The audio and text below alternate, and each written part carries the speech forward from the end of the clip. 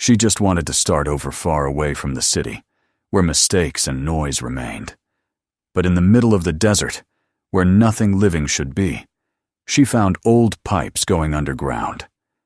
Curiosity made her follow where they led, and what awaited her at the end changed her life forever. Subscribe to the channel, like the video, and write in the comments which city you are from. The wind that moved through the valley carried no scent of life, only dust and the faint, metallic dryness that seemed to hang forever in the air. For most people, it was a forgotten place, a stretch of parched land where the grass had long turned brittle and the soil cracked like faded porcelain. For Marina Lawrence, it was the only place that felt quiet enough to breathe. After the company had shut down the last hydroengineering project she'd spent 10 years building, she had stood in the middle of her apartment in the city and realized there was nothing left to hold on to. Her husband had left months before, taking with him the comfort of habit and the pretense of companionship.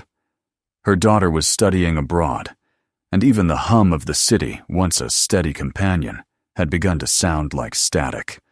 She sold the last of her furniture, packed her books and tools, and drove toward the valley, following a half-remembered advertisement for an old house with working plumbing and a view of the hills. The house turned out to be smaller than she'd imagined, and the plumbing was anything but working. Pipes groaned when she turned the faucet, delivering only a cough of dust and a thin trickle of brown water. Still, there was something about the place, a slant of sunlight on the walls, the wide window facing the hills that made her stay. The first nights were hard, the silence pressed against her ears so heavily that she would find herself turning on the radio just to hear something human. But the silence always came back. Sometimes, lying awake in the dark, she would hear it. A low hum, deep and distant, like the faraway echo of machinery buried under the ground. It was steady and soft, almost like breathing. She told herself it was her imagination, the residue of years spent surrounded by mechanical sound. But the noise persisted. Every night it returned, so faint it could have been mistaken for the pulse in her own ears. She started listening to it the way she used to listen to running water in old pipes, analyzing rhythm, tone, direction. Something about it was alive. One morning, after a restless night, she decided to walk the length of the dry stream that curved behind her house. The ground there was a patchwork of cracked clay and pale weeds. She moved slowly, her boots leaving shallow impressions in the dust. About half a mile out, the sun already sharp on her back, she saw a glint of metal among the rocks. Kneeling, she brushed away the sand. It was a pipe old, corroded, yet intact. It disappeared beneath the earth, thick as her wrist, running in a direction that matched the shape of the old streambed. She ran her hand along it. The metal was warm from the sun, but beneath that heat, she felt a faint vibration, as if something deep inside the pipe was still alive. Marina stood for a long moment, staring at it, her heart unexpectedly quickening. She hadn't touched a real hydraulic line since the project's cancellation 6 months before. There was something almost sacred about the geometry of metal and flow, the silent logic of systems built to carry life where none should be. The discovery should have been insignificant, a piece of scrap, perhaps, but it wasn't. It felt like a whisper from the past. When she returned to the house, she went straight to the small room she'd turned into an office and unfolded her old blueprints on the table. Dust rose as she opened them. There were plans for reservoirs, distribution systems, notes in faded ink written in her father's hand. He had been a civil engineer, too, one of those who believed that every valley could bloom if only the water was taught to remember its way. She remembered him tracing lines across paper when she was a child, saying, "Water is like memory, Marina. It always finds its path back." She wondered what he would have thought of this place, its dryness, its forgotten veins. She found an old atlas of irrigation zones, printed decades ago, the pages yellowed at the edges. There it was. The valley marked as Sector S13. A red cross through the name indicated decommissioned unreliable pressure. But as her eyes scanned the lines of the map, she realized something curious. The network of pipes drawn in fine blue ink ran directly beneath where her house now stood. That evening, as the sun sank behind the ridge, she went into the basement. The air was cool and smelled faintly of iron and mold. With a flashlight, she traced the wall until she found what she had half expected, a segment of the same pipe she'd seen in the field. It disappeared into the foundation, sealed with rust and silence. When she touched it, her palm tingled with the faintest echo of vibration. The sound beneath her floor returned that night stronger than before, a deep, slow rhythm that rose through the walls and seemed to settle inside her chest. She tried to sleep, but every time she closed her eyes, she heard it again. It wasn't random. It pulsed in intervals, like the breathing of something enormous and patient. By dawn, she had stopped pretending it was nothing. The next day, she unpacked her old work case from the trunk of her car. Inside were the tools of her trade, a pressure gauge, a portable flow sensor, and a small ultrasonic leak detector. They were dusty, but still functional. Kneeling beside the basement pipe, she fitted the sensor to the surface and watched the dial tremble.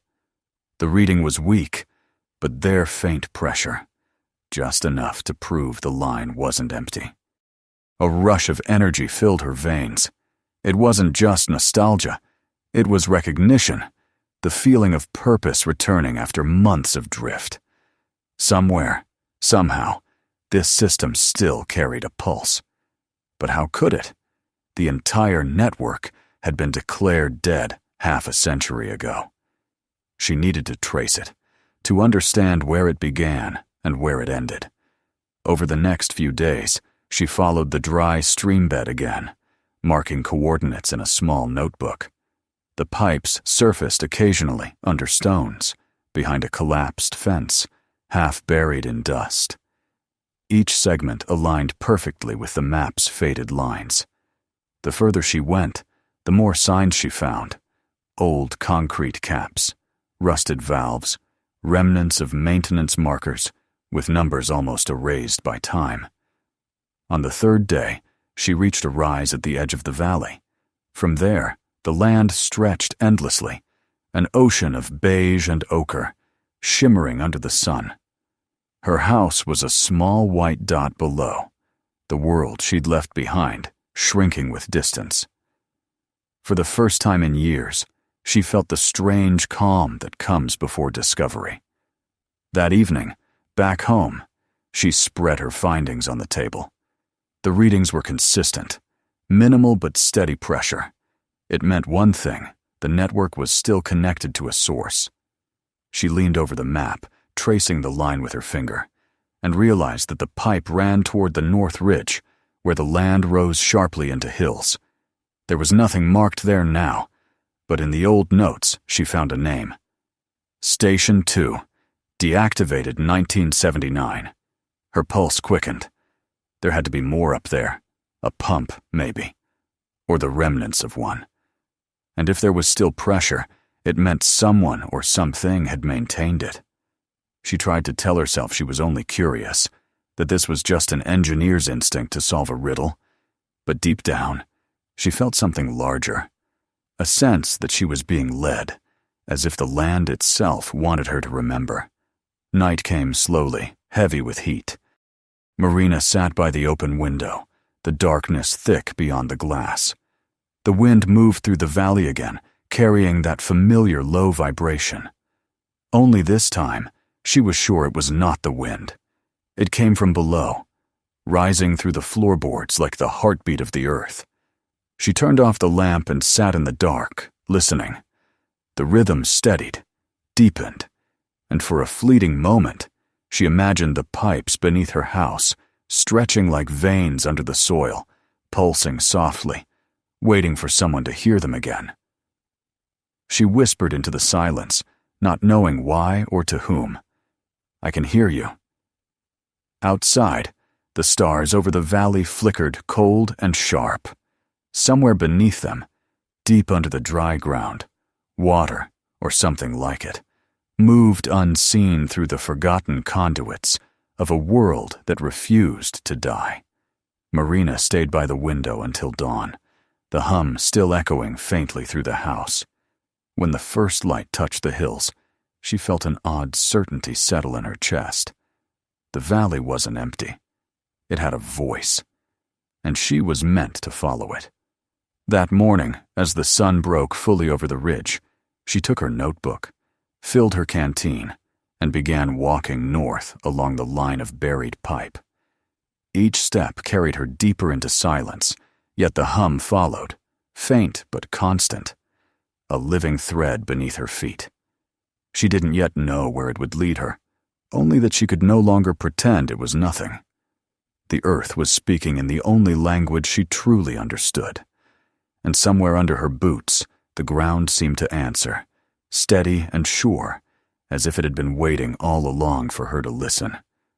The morning after her long walk north, Marina woke with the kind of clarity that only comes when doubt has already burned itself out.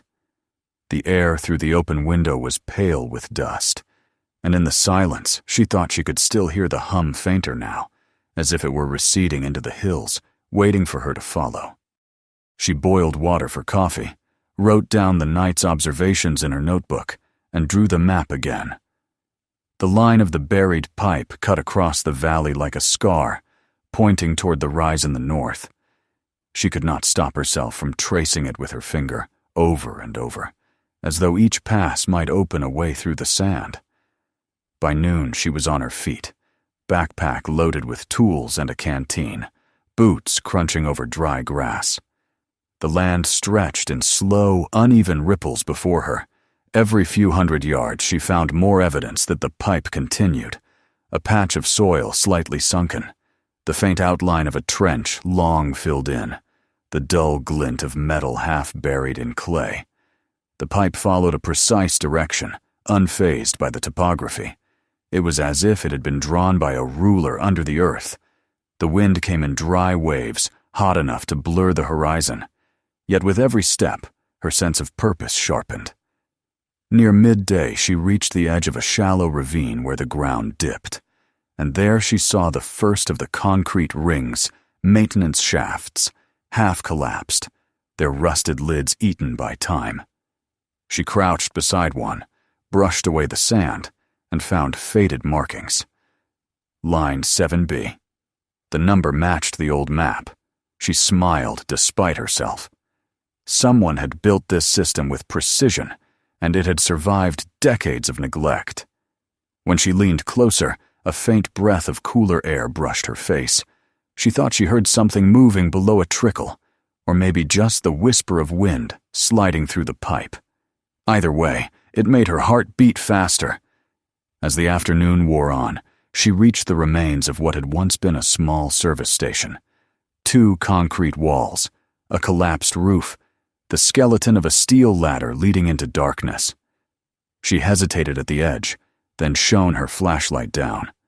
The beam revealed a clutter of old machinery tanks, valves, and a control panel thick with dust. But there, in the center of it all, a single gauge stood intact. The needle trembled. It was faint, barely visible, but it moved. Pressure. She held her breath and counted the rhythm of its twitching. Something was pushing through those pipes, slow and stubborn, like blood through an old vein. She climbed down the ladder carefully, her boots slipping against the rusted metal. The air below was heavy, metallic, alive with echoes. The light caught glints of modern plastic among the decay, a water bottle, its label unpeeled, and beside it, an empty can of beans. She picked it up and frowned. The date on the bottom was recent. Someone had been here, The realization sent a pulse of unease through her. She turned in a slow circle, listening, but there was only silence, the deep, layered quiet of underground spaces. Still, she felt watched, as though the air itself remembered the weight of another presence. When she climbed back to the surface, the sky had turned the color of steel.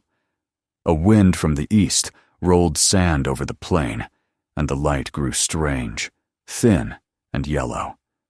She paused, resting her hand on the lip of the shaft. The hum was louder now, distinct enough that she could feel it in her fingertips. She thought of her father then, of the stories he told her about the first irrigation systems he worked on. He used to say that when machines run long enough, they learn to speak. You only have to listen. The next morning she drove into town. The valley's single road was little more than gravel and weeds, and it took her nearly an hour to reach the small cluster of buildings that passed for a town center. The grocery store doubled as a post office. Behind the counter sat an old man with wire-rimmed glasses and a cap embroidered with the word Postmaster. His name tag read Henry. He greeted her with the slow politeness of someone unused to strangers.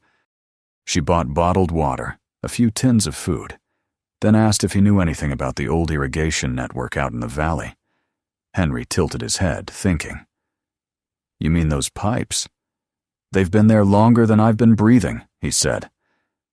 Back in the day, they said it would make the land bloom, brought in engineers from the city. Then something went wrong, pressure issues, leaks. They shut it down before the drought hit hard. But I still see lights out there sometimes. Folks think it's miners or ghosts. He chuckled softly, but his eyes were curious. "You camping out that way?" "Just studying," Marina said too quickly.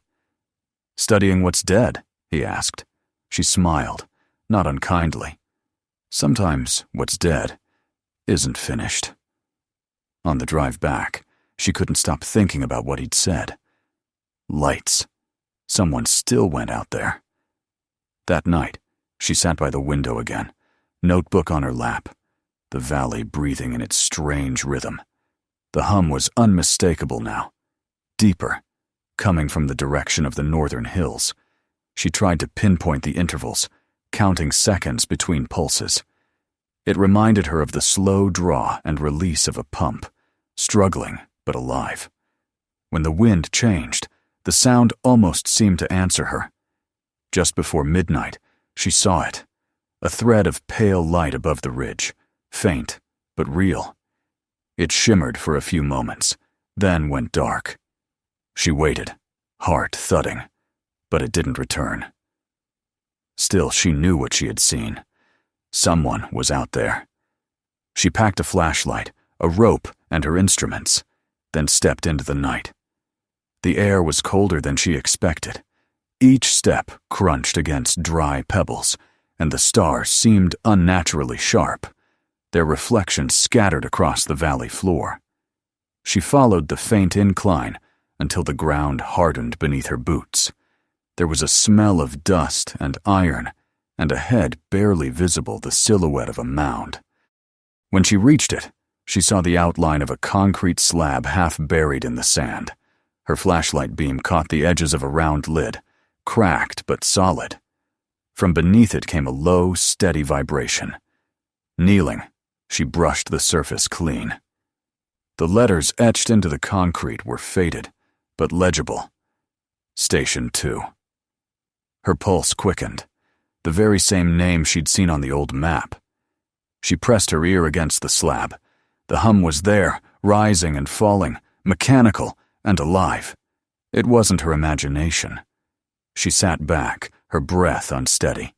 All around her stretched miles of lifeless ground, and yet below, something still worked, still remembered its purpose. The thought filled her with awe and unease in equal measure. Who could be keeping it alive? And why, after all these years, would they hide it? The wind rose suddenly, lifting her hair and scattering dust over the lid. It howled briefly through the ravine, carrying with it the faintest echo of metal, striking metal somewhere deep below. Then it was gone.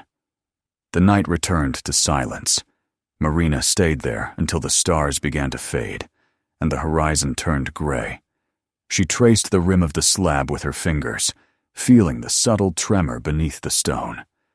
The hum wasn't constant. It pulsed in slow, irregular beats, as though something deep underground was breathing through the earth itself. When she finally rose, her knees stiff from kneeling, she glanced once more toward the valley below. The faint line of her house was barely visible in the distance, the roof glinting in the dawn. She realized how small it looked now, how far she had come in so short a time. She started back down the slope, marking the path in her notebook. The hum followed her, fading with distance, but never disappearing. She felt certain that she had crossed an invisible threshold, that everything before this night had been waiting for her to listen. And now that she had, the valley would not stop speaking. By the time she reached home, the sun was fully up. The window glass glowed orange with morning light. She stood for a long time on the porch, staring north, her mind alive with questions. The world beneath her feet was not as dead as it seemed.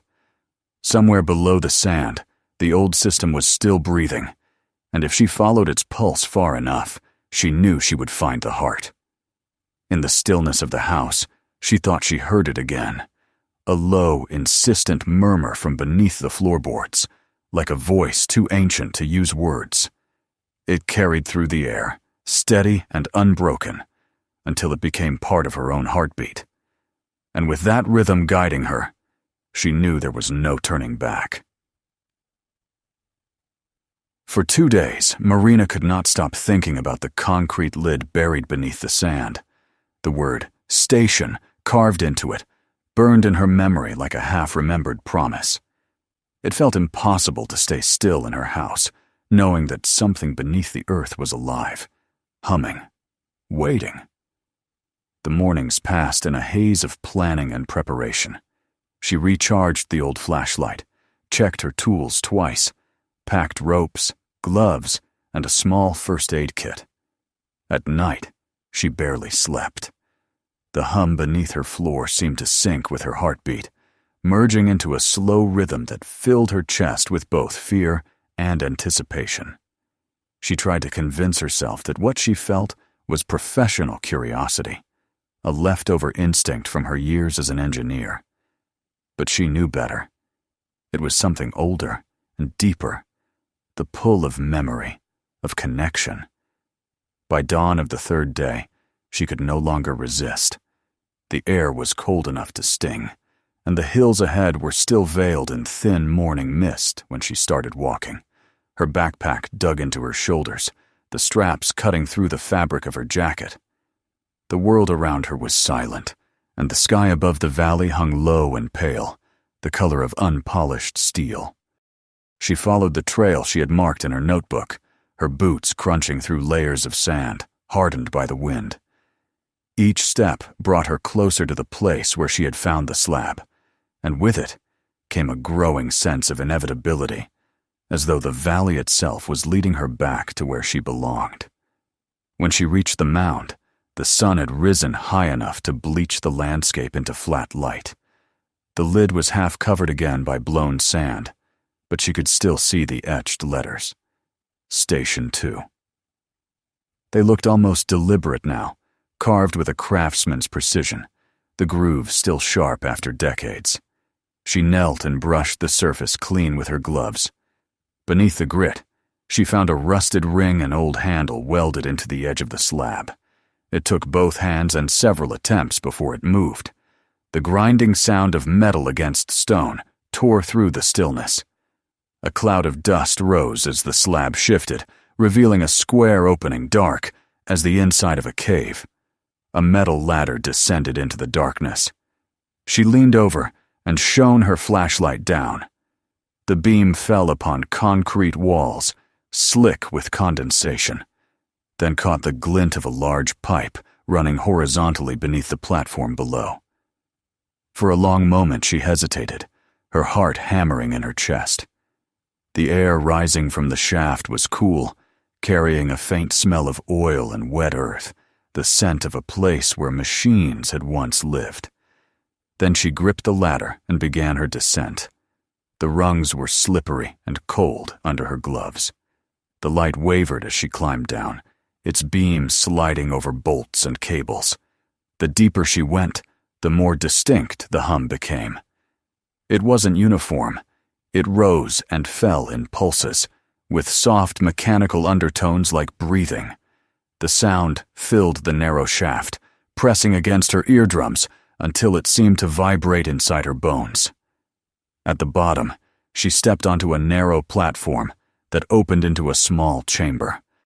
The air was heavy and thick, the walls covered in patches of corrosion. Her light traced the shapes of old gauges, dials, and valves, their labels barely legible under layers of grime. Yet despite the decay, one gauge still trembled faintly, its needle alive. She approached it slowly, the beam of her flashlight catching on the faint shimmer of moisture running down the pipe. Her fingers brushed the metal. It was warm. She froze, barely breathing. The hum deepened, as though aware of her touch. Then, from somewhere beyond the chamber, she heard a sound, a low clang, followed by the faint hiss of pressure being released. It was so humanly deliberate that she jerked her hand back. For a few seconds, she stood motionless, the flashlight trembling slightly in her grasp.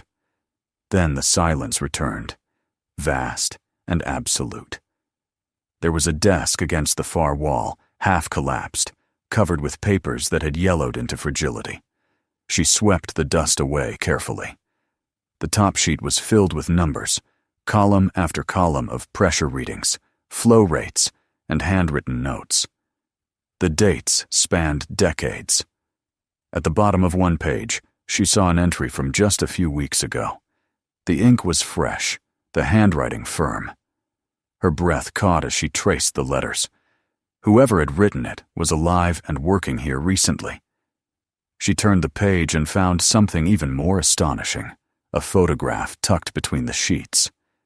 The image showed a group of engineers standing in front of a reservoir, all smiling into the camera, their faces bright with youth and dust. One of them, standing slightly apart, was a man she recognized instantly. Her father. He was younger, maybe in his 40s, with the same thoughtful expression she remembered, the same crease at the corner of his eyes. She felt a sudden rush of heat in her chest, followed by a hollow ache. Her father had vanished during a government-funded irrigation project 20 years ago. The official report said an accident in a remote desert region. His body never recovered.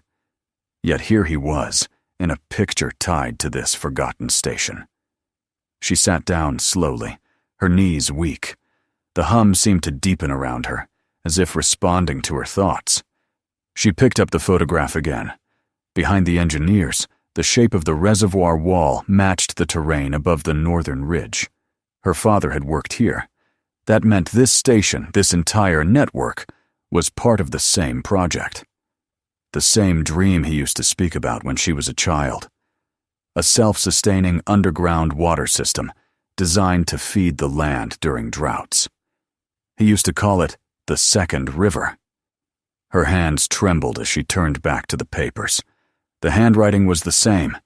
His handwriting. She would have known it anywhere.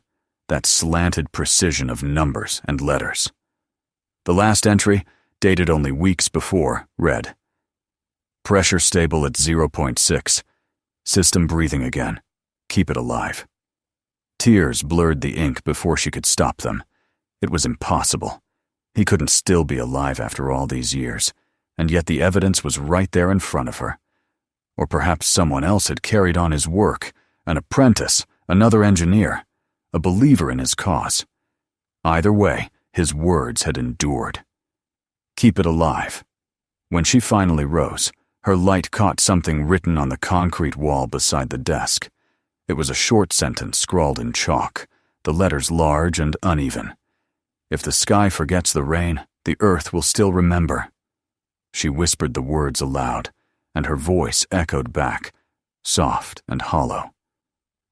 In that moment, she understood what she had stumbled upon. This wasn't just an abandoned network of pipes. It was a living monument, a buried heart still beating beneath layers of time and neglect. Her father's project had not died with him. It had continued in secret, sustained by unseen hands and faith in the idea that water could still return to this forsaken land. She spent hours exploring the tunnels branching off from the chamber. Some were collapsed, others open, lined with conduits and cables. She found new pipes welded to old ones, modern seals grafted onto antique joints. Someone had been maintaining it carefully, methodically, long after the world above had forgotten. At one junction, she found a toolbox with fresh oil stains, a wrench still gleaming. She stood there in silence, overwhelmed by the realization that whoever kept this system alive had been there recently, perhaps only days before her arrival. As she traced the line of the main pipe, she noticed the way it curved downward toward the deeper rock. A narrow passage extended beyond the last visible light of her flashlight, swallowing the beam whole. From that direction came the clearest pulse of the hum, slow, steady, endless. It felt almost like a heartbeat. She stepped closer, drawn by instinct, but something inside her warned against going further. The air was too still, too thick. She backed away slowly, her breath coming shallow and fast. Before climbing back up the ladder, she turned once more to the room. The photograph, the notebook, the chalked words. They all seemed to belong to a world between the living and the dead. She wondered if her father had ever stood here, listening to the same hum, feeling the same pull of the earth. Maybe he had died, trying to protect it. Or maybe he had simply vanished into its depths, becoming part of it. The thought sent a chill through her. When she reached the surface, the daylight felt blinding. The world above seemed smaller, too bright and thin compared to the dense air below. She sat on the sand beside the open shaft, her hand shaking. The sound of the wind now carrying the faint echo of the underground vibration. It was steady again, like a voice repeating its message through layers of soil. She realized that she had no choice now. She couldn't leave it. The system was alive, fragile, and depending on her. She closed the lid carefully, brushing sand over it until the letters were hidden once more. Then she stood, facing the valley spread below her. The wind stirred her hair and filled her lungs with the dry taste of dust. Somewhere down there, beneath her feet, her father's work was still breathing. And now, she understood what she had to do. When she finally walked back home, the sun was sinking behind the hills. The hum followed her all the way down, no longer a mystery but a summons, a reminder that some inheritances aren't written on paper, but buried deep in the earth, waiting for those who can hear them. The next morning came with a wind that carried a faint scent of moisture, though the sky remained an endless stretch of pale blue without a single cloud. Marina woke early, long before dawn, and sat for a while on the porch steps, watching the dim outline of the hills emerge from the darkness. The valley was still, but she could feel it breathing beneath her feet. It was as though every grain of dust, every brittle blade of grass, waited for her to make a decision. She had uncovered something alive, and now it asked for her hands, her knowledge, her will. She brewed coffee on the small gas stove and spread her notes across the table. The readings from the gauge, the pressure values, the humidity levels, she reviewed them like a prayer. Everything pointed to one conclusion. The system below was functional but weakening. If the flow stopped, the water trapped in the pipes would stagnate, the pressure would collapse, and the structure would die. Whoever had kept it alive before her was gone now. She was the only one left who could listen, understand, and act. When the first light spilled over the horizon, She took her tools, her gloves, and the heavy canvas bag filled with replacement parts she'd ordered years ago and never used. The metal clanked against her hip as she walked toward the northern hill. She had not closed her eyes properly for 2 nights, yet she felt no exhaustion.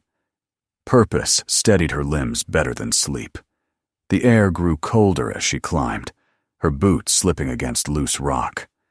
The lid of the station waited at the summit, half hidden by sand. It felt familiar now, almost welcoming. This time she opened it more easily. The hinges had loosened from her last visit. The breath of the underground met her as soon as the slab shifted, a cool exhale that smelled of damp iron and the deep earth. She descended quickly, her flashlight sweeping across the walls. The hum greeted her, steady and warm. She could have sworn it was louder, almost eager. At the base, the station seemed both smaller and more alive. The gauge still trembled faintly, and the thin line of moisture along the pipe had thickened. She placed her hand on the metal. It was cooler than before, but still pulsing. Marina unpacked her tools and began to work. Her movements were careful, deliberate, guided by memory. She replaced the cracked seal on the main valve, cleaned the corroded joints, oiled the stiff livers until they moved again with a low metallic sigh. The sound filled the chamber like a voice returning to speech. When she finished, she switched her attention to the auxiliary pump.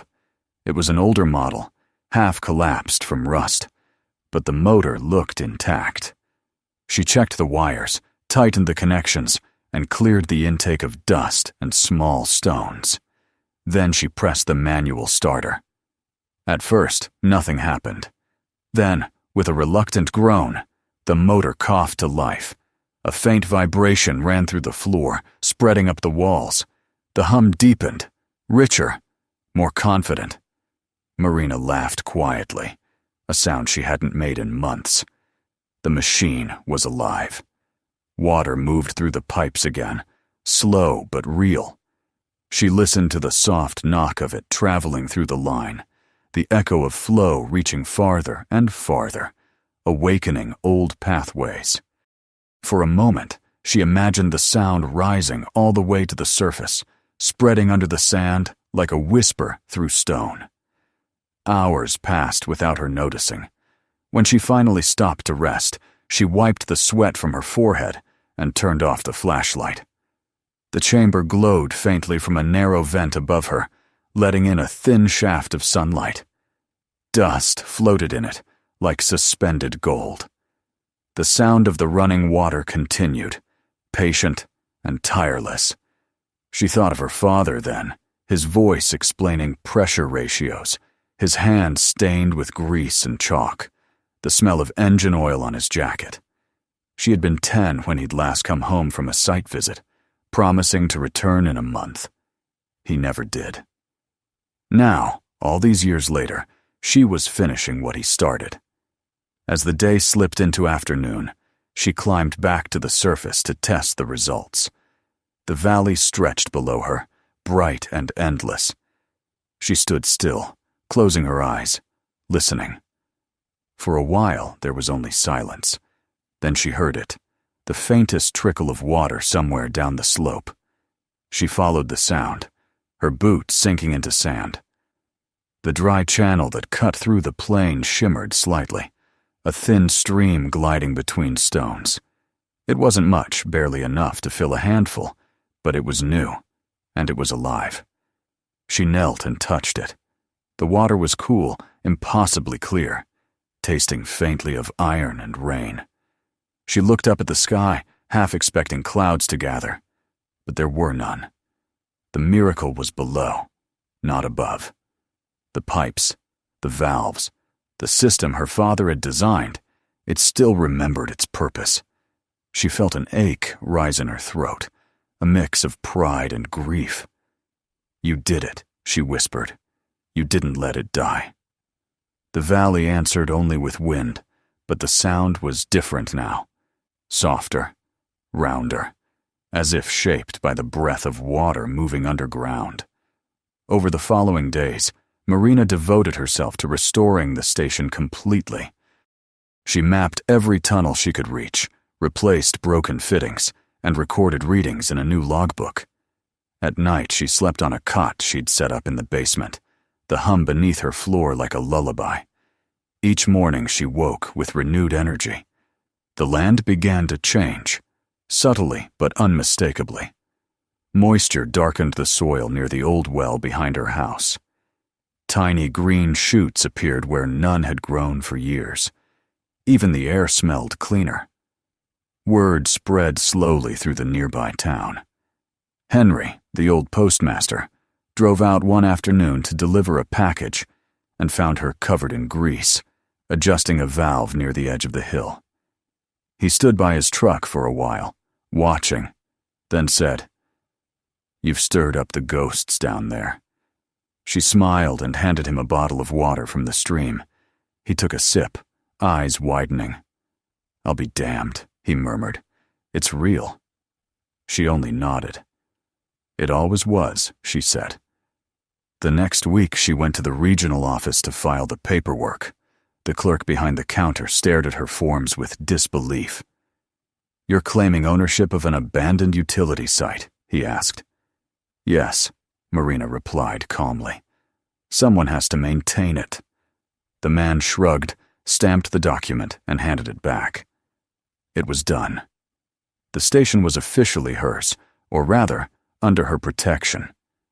When she returned home that evening, the sunset cast the valley in hues of gold and rose. She climbed the northern ridge one last time, carrying a small metal plaque she had ordered online. She had engraved it herself in simple, deliberate letters. She placed it beside the station lid, fixing it into the concrete with bolts. The words caught the last light of day. "If the sky forgets the rain, the earth will still remember." She sat beside it until the stars appeared. Below her, the ground vibrated gently with the rhythm of the pumps. The valley no longer felt empty. Somewhere beneath, water was flowing again, spreading through forgotten arteries, finding old wells, filling cracks in the stone. Life would return slowly, quietly, as it always did. She imagined her father somewhere deep within that system, not as a ghost, but as a part of its design, his work carried in every drop that moved through those pipes. She spoke to him softly, the words barely louder than the wind. "I found it, Dad. I found what you left. It's still breathing." When she finally rose to leave, the night had cooled the sand to a pleasant chill. The moon was a pale coin above the ridge, and the valley shimmered faintly beneath it. She walked down the slope, her shadow long and thin against the rocks. At the edge of the plain, she stopped once more and looked back. The plaque glimmered in the moonlight, a small gleam of silver among the dunes.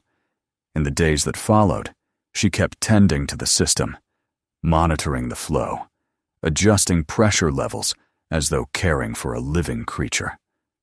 The town began to send curious visitors, students, journalists, farmers, who remembered when the land still held promise. She told them only the simple truth, that the water had never left, only forgotten how to rise. They listened, skeptical at first, then awed when they saw the trickle for themselves. Some promised to help expand the restoration.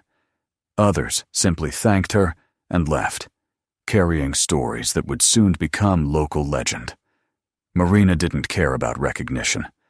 What mattered was the sound, the steady hum beneath her home, the quiet pulse of the station keeping time with her own heart. Each night she sat on her porch with a cup of tea, the stars wheeling overhead, and listened. The valley had found its voice again. The earth remembered, and through her, it spoke. One evening, after weeks of work, she noticed something new. The old well behind her house, long sealed and dry, was glistening at the rim. She walked over and shone her flashlight inside. Water rippled faintly at the bottom, catching the light like glass. She laughed softly, a sound of wonder more than triumph. The system had reached here, back to where she lived. The circle was complete. That night, she sat by the open window. The same window where months ago she'd heard the first hum and thought it a ghost of her imagination. Now it was the heartbeat of her life. The pump below was running smoothly, the pipes whispering beneath the ground. She felt no loneliness anymore, no weight of loss. Everything she had lost, the city, her job, even her father, had led her here, to this quiet communion between memory and motion. As she drifted toward sleep, she thought of the water moving through the valley, reclaiming paths it had known long before humans gave it purpose. It didn't rush or demand, it simply persisted, patient as time. And in that persistence, Marina found peace. She had given it her hands, her knowledge, her breath, and in return, it had given her something she hadn't known she still needed, a reason to belong. The valley would change slowly, she knew. Grass would return, then insects, then birds. The land would heal in silence, and her father's dream would live again through her. Long after she was gone, the system would still hum beneath the ground, carrying the memory of those who had believed in its rhythm. Marina closed her eyes. The wind outside shifted, brushing through the dry reeds like fingers through hair. Beneath it, the hum rose steady and deep, the sound of water moving where no one could see, the sound of life remembering itself. And in that gentle, endless music, she felt the world exhale, as if both the earth and she had finally come home. If you enjoyed this story, don't forget to subscribe and turn on notifications so you won't miss what comes next. Watch the other stories on the channel and share this video with someone who loves powerful, true-to-life tales. Your support helps these stories reach more people.